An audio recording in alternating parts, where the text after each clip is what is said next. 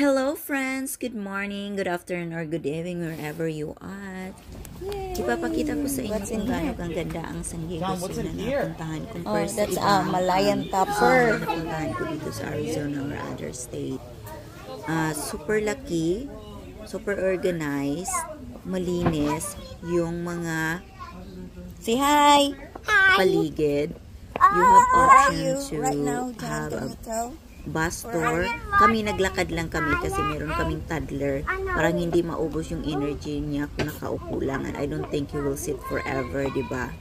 So, yan, paikot-ikot. Super amaze siya. Sigaw siya ng sigaw. Ang pinakamaganda ko dito na parang first time ko na nakita is yung panda in person. Diba yung napapanood lang natin yan sa mga show, Kung Fu Panda, parang feel natin ano talaga, parang feel ko dati hindi yan totoo, yung gawa-gawa lang. Pero totoo pala talaga, nakita ko up close, tapos nag-video ako dyan para talaga proof na totoo siya. Ang super cute niya. Tapos yung anak ko na napakakutan din siya sa mga mga super. Siya yung pinakamasaya.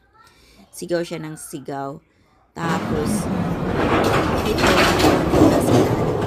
yan, kung hindi kayo takot sa mga heights, kasi kung super pagod na kayo, tapos gusto nyo pa makita yung kabilang view ng zoo, mag-ride lang kayo ng gondola for 4 minutes.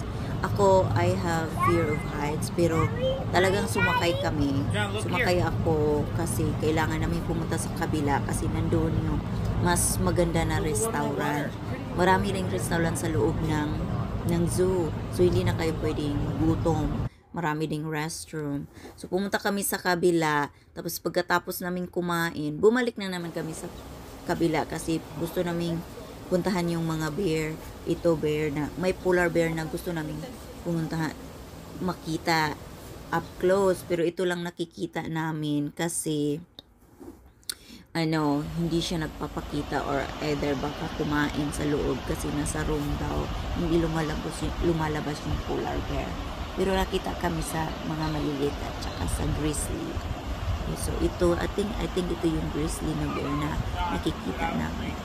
Super cute, super ganda, nag-enjoy kami, worth it yung money guys. Pag pumunta kayo ng California, that's pumunta kayo ng San Diego, punta kayo ng zoo, 5 to 6 hours kami nag-ikot hanggang sa mag-close yun.